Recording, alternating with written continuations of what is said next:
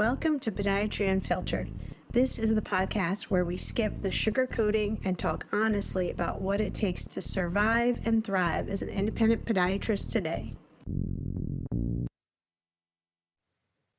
Hi guys, this is Michele McGowan, and this is episode 6 of Podiatry Unfiltered, and this is about ignoring the noise. There's no perfect time. All right, so let's just talk about the noise, because if you're in the podiatrist business owner corner, or you're thinking about becoming one, there's a lot of noise surrounding what you're supposed to do, or what you're supposed to look like before you start. You're supposed to have everything organized, perfect systems, perfect SOPs, perfect timing, and that just doesn't exist. This weekend really drove that home for me. This weekend, it was the FPMA SAM conference we have here in Florida.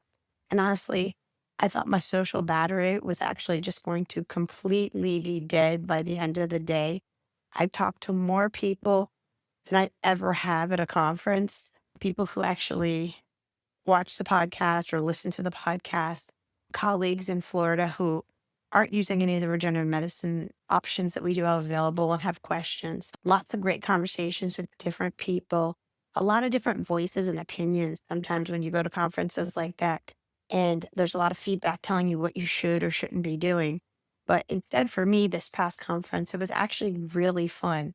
It gave me a lot of clarity around something I see over and over again in podiatry. The reality is certain conversations are just a lot more meaningful than others. I spent a lot of time talking with younger podiatrists this weekend. Almost some younger podiatrists I probably seemed overbearing. I'm like, this is a simple thing to add. You don't have to know everything you're going to do before you start doing it. But I talked to a lot of younger, smart, motivated, and very clinically solid podiatrists. And almost every conversation circled back to the same struggle. Which higher level service should I add to my practice? What's the right move? What if I choose the wrong thing? And what I realized is this: they're not confused. They're not hesitating. They're waiting for certainty. They're waiting for validation, waiting for the right answer. And I really think that's the trap. Because really in business, especially as a practice owner, there's no perfect answer. There's no perfect timing. There's really just the next decision. And that's kind of a lot of like business coaches and people may tell you, no, you have to have everything in order. Not all of them. I think there's some really great people that have information out there for podiatry. But waiting is really just a losing strategy in any business. Being a podiatry business owner or being a podiatrist and owning your practice, you are a business owner, you are an entrepreneur.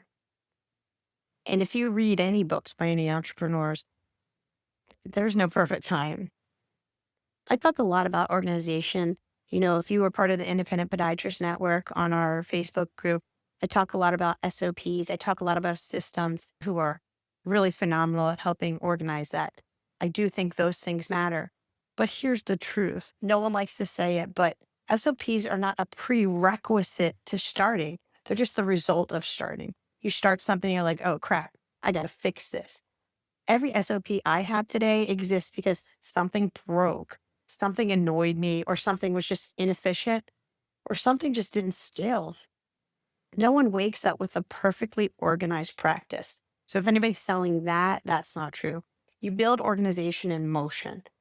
And this idea that you need your shit together before you start, that's just noise. That's just fear dressed up as professionalism. I'll tell you what, during this conference, I got together with old friends who we all had different paths. I spent some time catching up with old friends this past weekend. Some work for orthopedic groups, some work in private equity, and some own their own practices. And let me be very clear about something. These are excellent surgeons, highly trained, providing high-level care. This is not a knock on anyone, but here's what hit me. My friends who are employed cannot offer any regenerative services that were discussed this weekend. Not because they don't believe in them, not because they don't understand them, because these are very smart, brilliant people, but because there's no incentive for them to do so. And there's no moral judgment here, but that's just a reality of their situation. And that's when it really clicked again. This is where the independent podiatrists have a superpower. Being able to move fast, make a decision, no red tape. Those things are all really important, but that is your superpower if you own your own practice. I will tell you, there are lectures when you go to these conferences you really should pay attention to. I was actually lucky enough, I was able to watch phenomenal lectures this past weekend by people who are actually doing the work. Twee Ho Ellsworth, Jody Schoenhaus, Joanne Balkran, Roel Desai. They're not just talking about theory. They're implementing these regenerative medicines the way I have in my practice. They're doing it in their real practices. They're doing it with real patients. It's not just smoke and mirrors. If you own your own practice, these services can be your superpower. Because what I learned from my employed friends is this, and again, this is no shame on them. I respect these people so much. But they can't do these things even if they want to, but you can. So here's the part I really want you to hear clearly. If you're a sports medicine focused podiatrist and you own your own practice, stop waiting for validation from surgical lecturers who work for somebody else to talk about things like shockwave, soft wave, DPMX, laser, regenerative options. They're not going to talk about fat pad restoration, even though these things are helping our patients. They're not going to talk about it. Not because it doesn't work, but because they can't. They cannot do that in their practice. If you want to learn about these services, pay attention to those doctors who are actually implementing them. Go to the lectures and learn from people in the trenches. That's how it gets done. I think sometimes for younger practitioners, it's a little hard to ignore the noise because you're so close to what the epicenter of podiatry dogma is.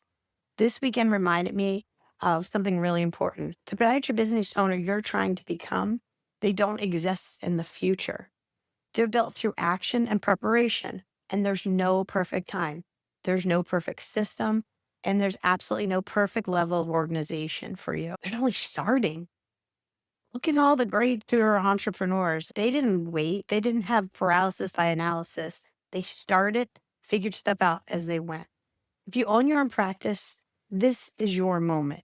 Ignore the noise, stop waiting, build while you're moving, and don't give away your superpower by hesitating because momentum beats perfection every single time. I do believe that all of the regenerative medicine things that we do in our practices, they eventually will be the standard of care. More patients come in and they ask about things. We have patients that drive for 50 miles away just to get the soft wave because no other podiatrist is doing it within that area. Yeah. I'm Michele McGowan, Podiatry Unfiltered, episode 6. Just remember, now's the time. Don't have paralysis by analysis. Get out there and get it done.